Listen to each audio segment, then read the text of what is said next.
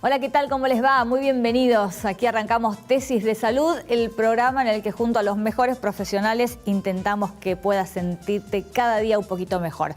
Se acerca el buen tiempo, hay que ponerse el traje de baño y seguramente hay algún pocito por allí que te saca el sueño. Bueno, hoy en Tesis te vamos a contar qué hacer con la celulitis, cómo combatirla. Un temón para todas las mujeres que están ahí mirándonos. También vamos a hablar de ojo seco, una de las problemáticas de la visión más frecuentes. ¿Qué hacer? ¿Hay que ponerse gotas? ¿No hay que ponerse gotas? Te lo contamos todo acá.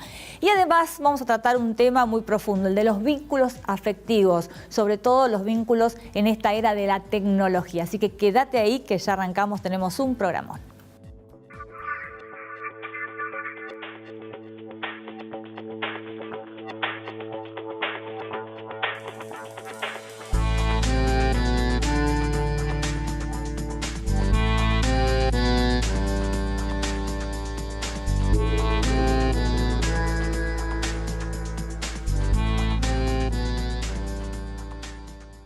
Bien, y atención mujeres, porque vamos a hablar de un tema que a todas nos preocupa, a veces ni siquiera distingue edad ni peso, pero significa un dolor de cabeza para muchas mujeres. Estamos hablando de la celulitis, la maldita celulitis. Nos acompaña la doctora Laura Saffirstein, médica dermatóloga. Gracias, doc, por estar hoy con nosotras.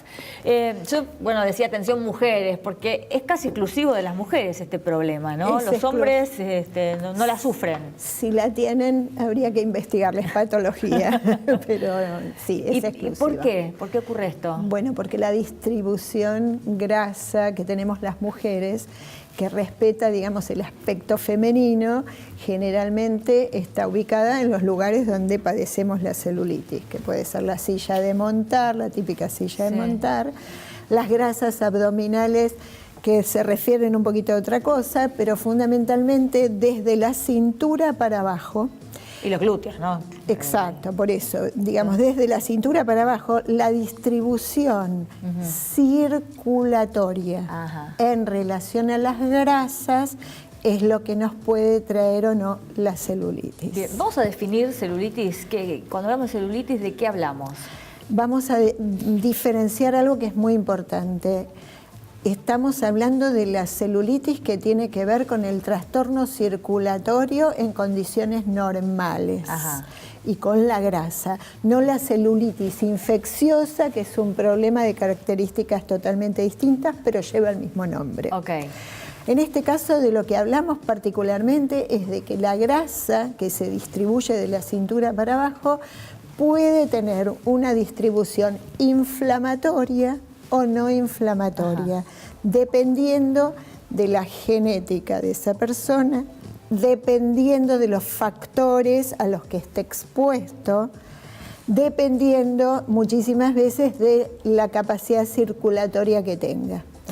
Entonces, ahí sí las edades cuentan, porque la gente más joven, las mujeres más jóvenes, salvo que tengan algún problema de obesidad o de retención de líquidos o de sedentarismo excesivo, podrían llegar a padecerla, pero no están en los estadios primitivos. Bien. A medida que va pasando el tiempo, si la obesidad, el sedentarismo, la retención de líquidos y algunas genéticas particulares se profundizan, ahí es cuando la celulitis pasa de ser un proceso reversible a ser un proceso que después puede ser no reversible.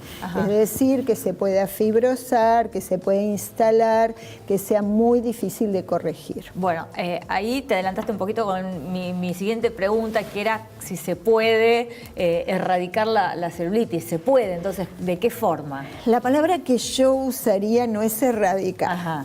Porque erradicar significaría hacerla desaparecer, y de verdad es que quienes padecen o padecemos celulitis deberíamos pensar en controlarla, en manejarla y en hacer lo que se llama hoy tratamiento médico de la celulitis. Y esto lo digo y lo destaco, porque estamos muy expuestos al tratamiento estético y cosmético, y la verdad es que los factores que deberíamos arreglar o condicionar tienen más que ver con un diagnóstico médico correcto que a veces ni siquiera requiere de grandes insumos o grandes aparatologías, cuando uno corrige el trastorno, y ponerlo a eso en primer plano, y después eventualmente los coadyuvantes como para ayudar. Bueno, qué interesante esto. Entonces, sí. ¿Cómo sería este abordaje? Más desde lo médico. Está, inclusive, digamos, desde lo médico está ya descrito en protocolos. Nosotros lo primero que tenemos que hacer es un diagnóstico donde valoramos si existe una retención de líquidos importante, si justamente estas personas tienen sedentarismo, si comen adecuadamente o no. ¿A qué me refiero? Si los alimentos, la ingesta, están, digamos, vinculados muchísimas veces a alimentos que sean proinflamatorios. ¿Cuáles son? A ver. Básicamente los alimentos con gluten, a veces mucho, o los quesos en excesos, las blancas que se habla ahora, que es azúcar, harina y sal, las blancas en general, digamos. Todo eso van a producir cambios en el circuito circulatorio de la grasa. Esto parece una cosa, digamos, sencilla, pero no lo es tanto. La grasa de los lugares donde está, digamos, alojado, tiene un trastorno circulatorio de los vasos chiquititos.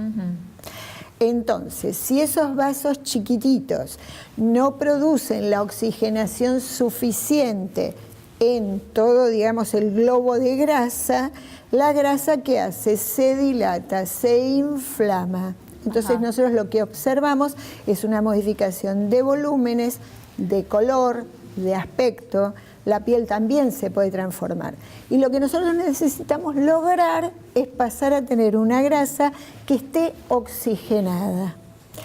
Para que esté oxigenada hace falta que se coma adecuadamente. O sea, evitando básicamente sales, harinas. En principio todo lo que sería lo que llamamos los proinflamatorios, para que no se produzca una retención de líquidos. Bien.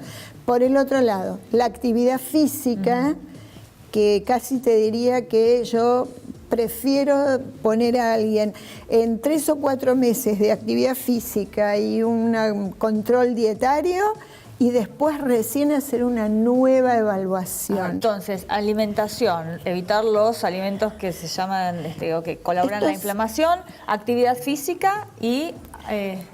Y por último, digamos, tenemos que valorar con estudios tales como el ecodoppler, que es un estudio sumamente sencillo, que no es invasivo, que no duele, valorar cómo tenemos la irrigación venosa y arterial, superficial y profunda de los miembros inferiores. Perfecto.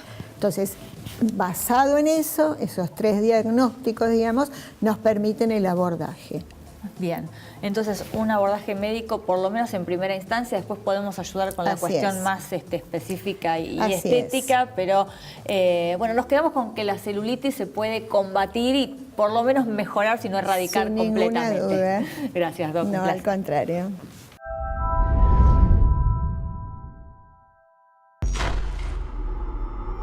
Bueno, momento de repensarnos y de hablar de un tema muy profundo que tiene que ver con los vínculos afectivos, y por eso está con nosotros Marcelo Alfon, psicoanalista. ¿Qué tal? ¿Qué tal, Muchas gracias Paula? por ¿Cómo estar va? aquí en Tesis.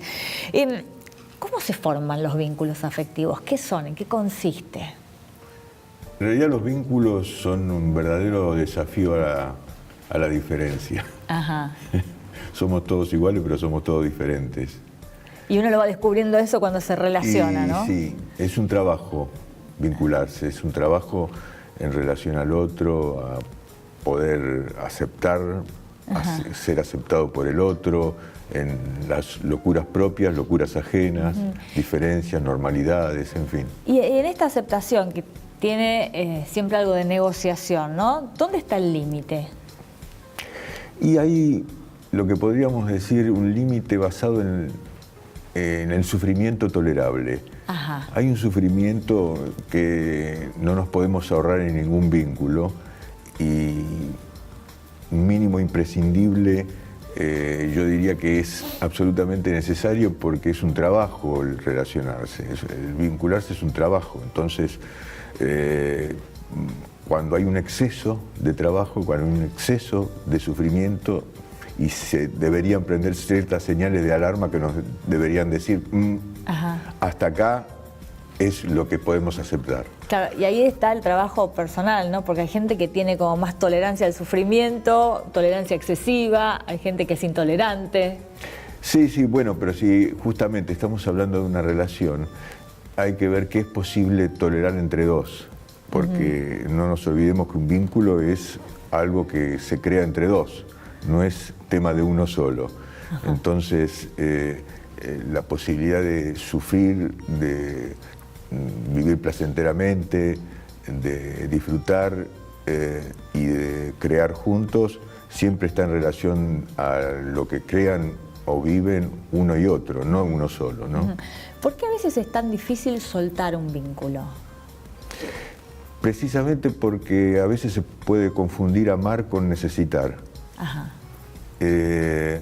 Necesitar es casi como si fuera comer o dormir, y amar no es lo mismo que comer o dormir.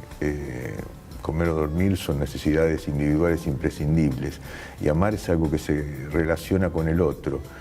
Y si lo que se hace con el otro se convierte en una necesidad, y por consiguiente en casi una necesidad de vida, y esa también es una señal de alarma. Sería un vínculo patológico. Es un vínculo, bueno, justamente, eso es una especie de paradoja. Si tenemos un vínculo no debería ser patológico, si es patológico ya no es un vínculo. Porque un vínculo es algo del orden de lo vital, de lo verdadero, de lo erótico en un sentido amplio. Cuando decimos erótico decimos en un sentido de la creación de la vida. Y cuando eso se pierde, ya estamos en un territorio que no es el de un vínculo. Claro. ¿Y cómo nos damos cuenta que un vínculo se está convirtiendo en algo patológico? Y deberíamos tener alguna señal de alarma dada por lo propio, por lo ajeno o por lo que sucede entre los dos. Si uno de los dos se da cuenta de que algo no va y el otro puede o no registrarlo, a veces la posibilidad de seguir es difícil porque no es algo que se registra entre los dos. Claro, pero no es tan fácil, ¿no? Porque por un lado uno tiende a pensar, claro, el vínculo debería fluir, pero al mismo tiempo estamos diciendo que siempre implica algo de sufrimiento, de negociación. Entonces hay que encontrar el equilibrio. Y porque justamente es un trabajo, todo trabajo implica un gasto de energía y por supuesto, si el grado de sufrimiento es mayor que el grado de placer, de disfrute, de creatividad y de vitalidad, hay algo que no funciona. Un vínculo que se rompió, ¿se puede recomponer? Y para, en realidad, que haya otro vínculo que nunca va a ser el mismo, ya no hay se compone otro, no es que se recompone. Tenemos que pensar que a partir de que algo se rompió, se quebró, se terminó, como querramos decir, lo que suceda entre aquellos dos que formaron aquel primero va a ser otra cosa, no va a ser el mismo vínculo. Hay que repactar, digamos. Y pongámosle pactar nuevamente, sí. Porque todo lo puede sonar a repetición y si es repetido va a ser más de lo mismo. Claro, ¿y se puede lograr eso en un vínculo, por ejemplo, que duró mucho tiempo, que tiene una suerte de acostumbramiento, hubo un quiebre? ¿Cómo se hace para arrancar de nuevo y no caer en las viejas costumbres que ya están muy arraigadas? Bueno, es muy importante poder hablar, ¿no? Conversar quiere decir no solo tener un intercambio de palabras, sino poder saber de qué se trata lo que pasó, si podemos hacer algo nuevo y distinto a lo que ya pasó y que sabemos que no funcionó. Y si lo que estamos viendo es que estamos haciendo más de lo mismo y ya no es un nuevo vínculo. Bien, bueno, a veces hablamos de vínculos y pensamos solamente en los vínculos de pareja, pero bueno, los vínculos afectivos son de distintos tipos. Quería hablar un poquito de los vínculos afectivos en los chicos y la importancia, ¿no?, de esto, sobre todo en un tiempo en el que los chicos se relacionan de una manera muy diferente con la existencia de la tecnología, ¿no? Sí. ¿Cómo hacemos para inculcarles esa afectividad que antes se daba de otra manera a los chicos? Bueno, quizás tengamos que lidiar con prejuicios propios de adultos, ¿no? Porque también puede ser un prejuicio suponer si hablamos de chicos, no sé, yo creo que te referís a jóvenes, adolescentes y niños, Sí, en un sentido exacto. amplio. Sí. Bueno, la capacidad de amar y de relacionarse afectivamente no es patrimonio de los adultos, ni de las generaciones que no disfrutaban como disfrutan de las actuales, de las tecnologías novedosas. Lo que sucede es que hay otros modos de conexión amorosa y de conexión afectiva, que por ahí para nosotros son distintos, son nuevos, y quizá tengamos que aprender mucho de los jóvenes. Sí, ¿y cómo hacemos, no? Pues es un proceso complicado, una generación que se relaciona de una manera tan distinta a la nuestra. ¿Seguimos siendo espejos los adultos? Y bueno, justamente vos estás hablando de lo que yo decía al principio con respecto a las diferencias. Ajá. Si tenemos que vincularnos, ya sea en este caso entre generaciones distintas, ¿qué vamos a hacer con las diferencias? También tenemos que trabajarlas. Aceptar que hay algo nuevo, distinto, que no conocemos, del otro. En este caso es de otra generación, un joven o una joven, un niño, una niña, y entender que hay un idioma que necesitamos crear juntos, que no se trata de aprender solo el idioma del otro o que el otro aprenda solo el nuestro, porque si no ya estaríamos en el terreno del sometimiento y eso no es un vínculo. Claro, estamos en un punto en el que la brecha tecnológica es muy grande, ¿no? Entre en este momento padres y hijos. Y tenemos que aprender muchas veces. Yo aprendo, Sí, claro. porque hay cosas que nosotros somos, como se dice mucho, analfabetos digitales, por ejemplo, ¿no? Y hay conocimientos de los cuales nos tenemos que nutrir como si fuera el ABC para poder entrar a comunicarnos de otro modo. Bueno, muchísimas gracias. No, gracias muy a vos. interesante. Muchas gracias Tomamos a vos. este tiempo para reflexionar sobre cómo nos comportamos cada uno con sus vínculos afectivos. Muchas gracias a vos. Y hay que cuidarlos. Sí, claro que sí. Gracias.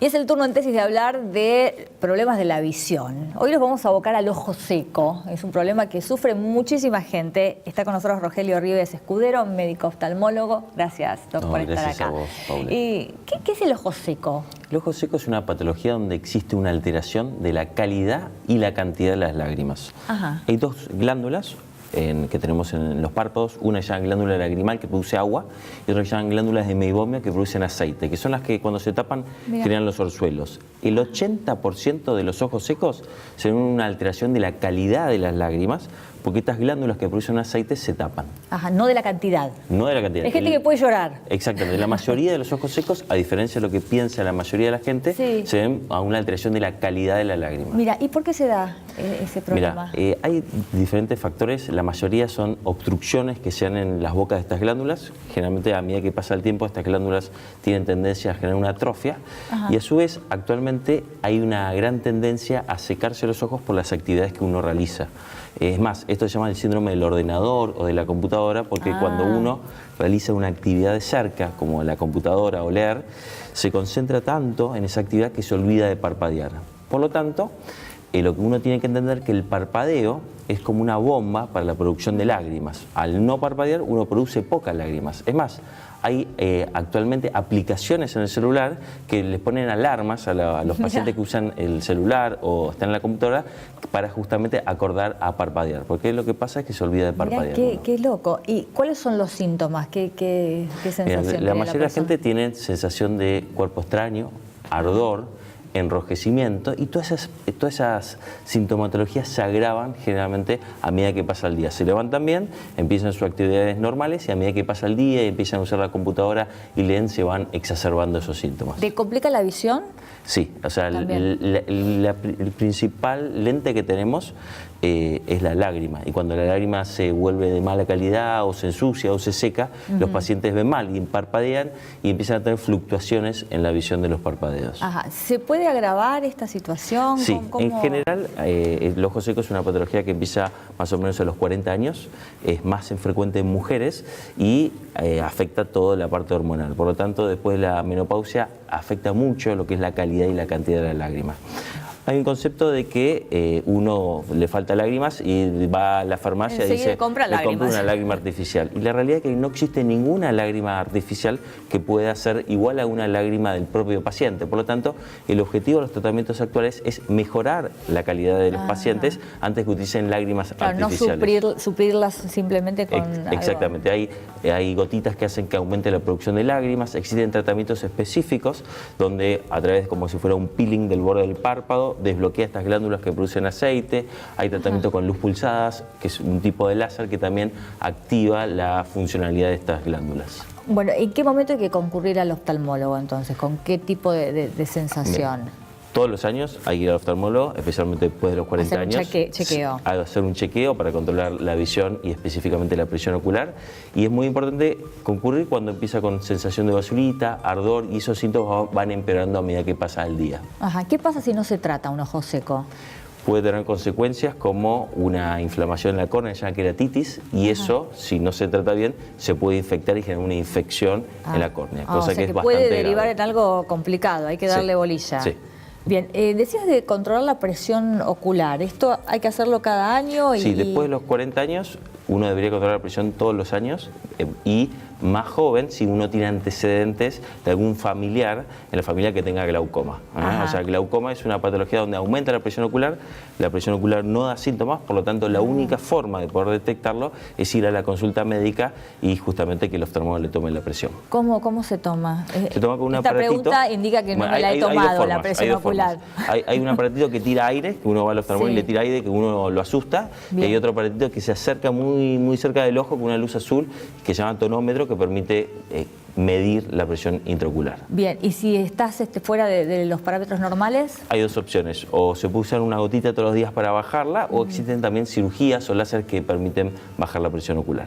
En cuanto al ojo seco, por ejemplo, ¿hay gente que es más propensa que otra? ¿Hay una cuestión genética también? Sí, hay patologías propias autoinmunes, hay enfermedades como el síndrome de Sjögren, que es una enfermedad autoinmune, que lo que hace es el propio cuerpo ataca las glándulas que producen la lágrima. Bien. Esas son enfermedades autoinmunes, las enfermedades reumatológicas como la artritis reumatoidea, pero esos no son los más frecuentes. Lo más frecuente es la mayoría de los pacientes que tienen la alteración de la calidad de las lágrimas. Y hay un tratamiento muy simple que es dar calor a los ojos. O sea, estas glándulas producen grasa.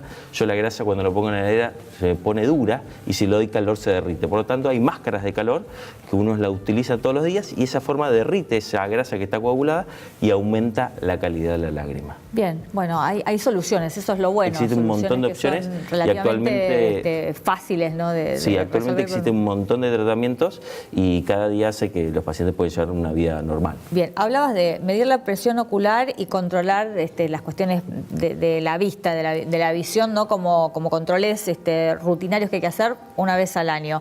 ¿Qué pasa con la gente que se auto compra anteojos, ¿no?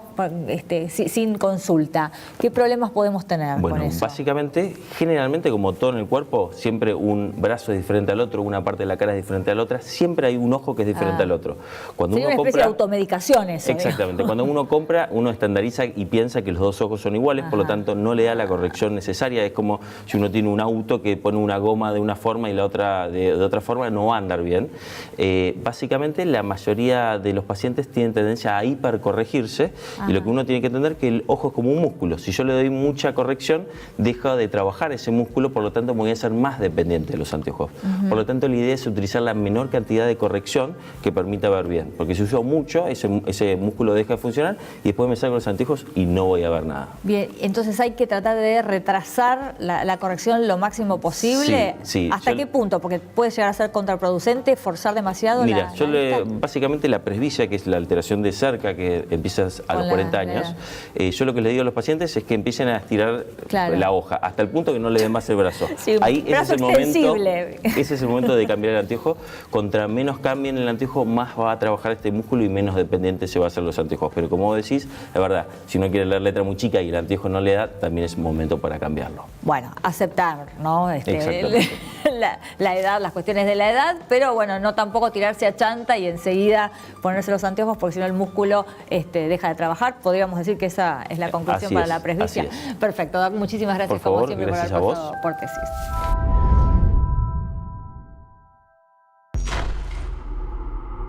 Y de esta manera llegamos al final de Tesis. Muchísimas gracias como siempre por acompañarnos y nos reencontramos la próxima semana para seguir cuidándonos juntos.